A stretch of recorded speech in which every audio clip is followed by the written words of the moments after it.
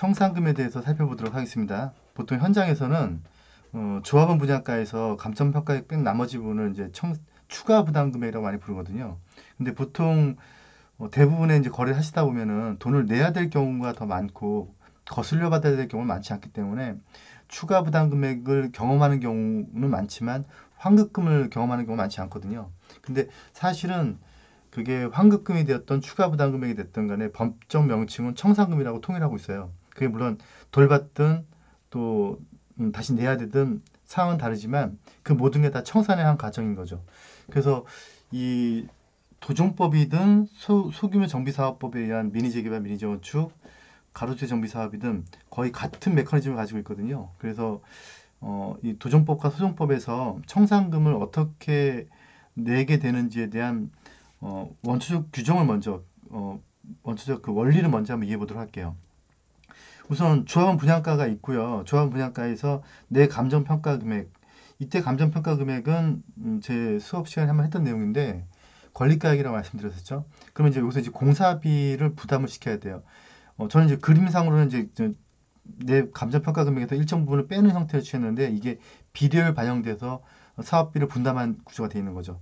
그래서 그 내 감정평가 금액을 다 인정하지 않고 뺀 나머지 금액만큼에서 이제 조합 분양가를 뺀 금액이 이제 추가 부담금이라고 보통 불려지고 있죠. 근데 이것도 청산금이라고 말씀드렸죠. 근데 또 하나가 반대의 경우도 있을 수 있죠. 조합원 분양가에서 내 감정평가 금액이 더 큰 경우가 있을 수 있는데요.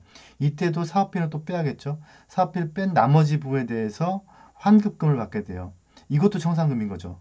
또 하나가 이런 사례도 있을 수 있어요.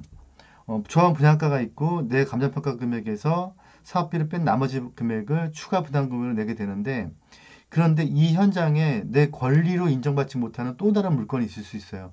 내 권리에는 합산되지 않고 그냥 감정 평가만 받고 내 권리 안으로 들어오지 못하는 금액. 그걸 이제 권리 산정에서 제외되는 금액이라고 부르는데요. 그 금액을 또 다시 감정 평가를 받게 되는데 이거는 청산금하고는 별도로 다시 또 청산을 받게 되는 거죠. 그래서 이건 법적 명칭을 정확하게 표현하고 있지는 않은데 환급이라고 표현할 수도 있고 보상이라도 표현할 수도 있을 것 같아요. 그래서 이건 돌려받아야 되는 부분이니까 권리로 인정받지 못했으니까 실제 청산금은 저렇게 잡히는 거죠. 그래서 관리처분 내역서를 나중에 받아보시게 되면 양식은 다 뭐 통일된 규칙이 없지만 이런 형태로 받는다. 그래서 이거는 제 본 수업 때 배웠던 내용이죠. 나중에 아파트를 배정받게 될 때 내가 가지고 있는 어떤 권리의 합계를 모두 더한 다음에 거기 국공지분도 포함시킨다 그랬죠.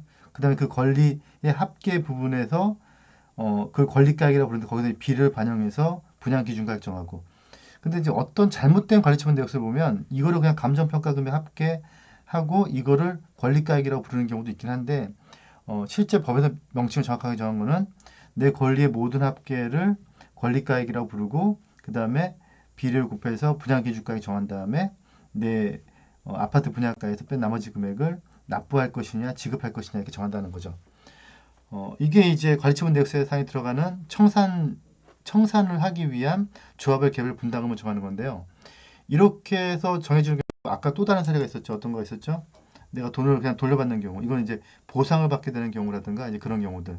그런데 이거는 지금 현재 제가 어떤 관점에서 보고 있는 거냐면 각 개별 조합원의 관점에서 보고 있는 거고 전체 조합의 입장에서 본다면 좀 다른 각도에서 생각해야 될 게 하나가 있는데요. 이때 어떤 부분이냐면 공사비를 지급해야 되고 공사비를 포함한 나머지 비용을 지급해야 되는 부분에서 일반 분양 수익금으로 그걸 대체할 수 없을 때가 문제가 돼요. 만약에 그게 남는다면 문제가 안 되지만 모자른다면 이제 조합원들끼리 걷어야 되는 문제가 생기는 거죠. 이때 지분제와 도급제가 달라질 수 있다라고 제가 수업 때 말씀드렸죠. 지분제면 어떤 지분율을 정해서 그 다음부터는 시공사가 알아서 하면 되는 부분이고 도급제 같은 경우는 조합원들이 돈을 모아서 분양이 잘못되었을 때에 대한 책임을 지고 분양 수익을 어, 어, 공사비를 내줘야 되는 분담이 있는 거죠. 한번 제가 그림을 한번 설명 드려볼게요. 지금 사업이 쭉 진행되는 과정에서 공사가 이제 25%, 50%, 75%, 100% 이렇게 공사 진행이 좀 돼간다고 한 가정을 해봤을 때 일반 분야 수익금이 이제 이런 거죠. 보시면 내가 이제 공사를 해 나가는데 지금 공정률이 지금 이렇게 100%까지 간 거예요. 그러면 내가 공사 만약에 1000억이면 공사가 25% 됐을 때는 250억을 줘야 되고요. 어느 정도 좀 시간이 지나서 50% 됐을 때는 다시 그 공정률을 봐서 500억을 줘야 되고, 그 다음에 또 75% 되는 거 봐서 750억을 줘야 돼. 계속해서 250억, 250억, 250억, 250억을 계속 분납해 나가야 되는데, 근데 이제 문제가 뭐냐면, 이제 이런 것들에 대해서 일반 분야 수익금 가지고 해 나가야 되는데, 그게 이제 부족하게 거쳤을 때 문제라는 거죠. 그러면 이제 이런 문제가 발생하는 거죠. 분양 수익금이 부족한 요만큼에 대한 부분. 그러면 분양 수익이 계속해서 들어올 테지만, 들어오는 게 계속해서 못 미쳐 들어오는 거죠. 그러면 이제 이렇게 해야 되는 거죠. 모자란 부분을 다시 조합원이 걷어야 되는 거죠. 저 녹색 부분만큼을. 그러면 이제 일반 분양 수익금이 또 다시 들어올 거고, 들어온 것만큼 해서 다시 또 조합원들한테 또 걷어야 되고, 또 부족한 만큼이 또 들어올 거고, 그럼 걷어야 되고.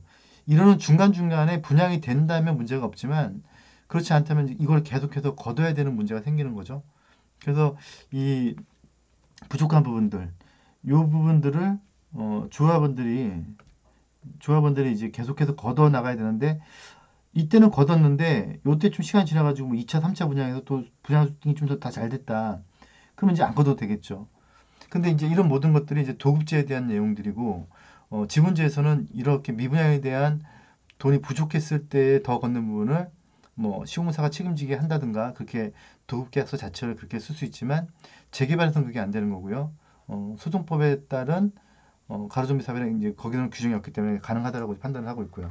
그래서 뭐가 있든 간에 부족한 돈, 일반 분양 수익금 가지고도 사업이 안 됐을 때 부족한 돈을 어떻게 분담을 시킬 것이냐, 이거를 보통은 어, 이제 힘든 경우에는 미리 걷어왔고, 이제 남는 경우에는 나중에 걷어도 되는데, 대부분 조합에서는 이걸 관례상 미리 걷어왔다는 게 문제점이었죠.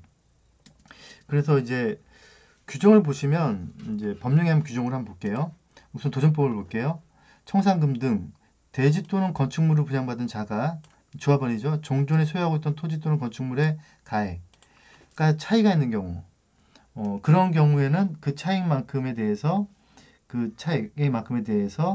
징수하거나 지급해야 된다. 네.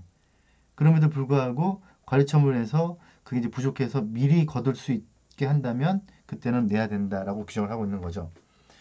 그리고 소송법에서도 이제 거의 비슷하게 규정을 하고 있는데요. 근데 이제 제가 그러니까 당연한 규정을 이해할 수 없게 넣어놓은 규정이 하나가 있어서, 요거는 제가 영상에서는 설명드리기 좀 어려울 것 같고요. 좀 특이하게도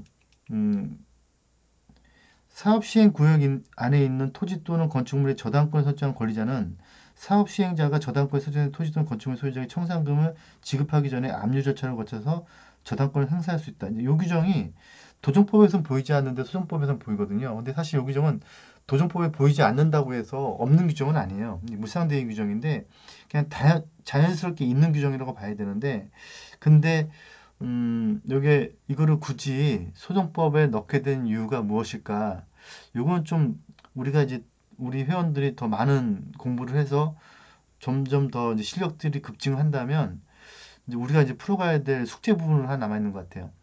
우리는 지금 소규모 정비 사업하고 도정법을 비교해가면서 보고 있는데요.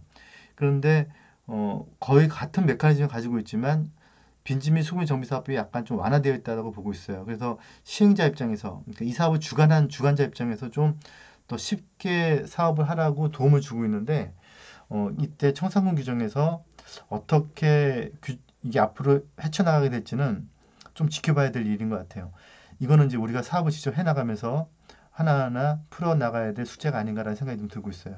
오늘은 청산금에 대해서 살펴봤습니다. 감사합니다.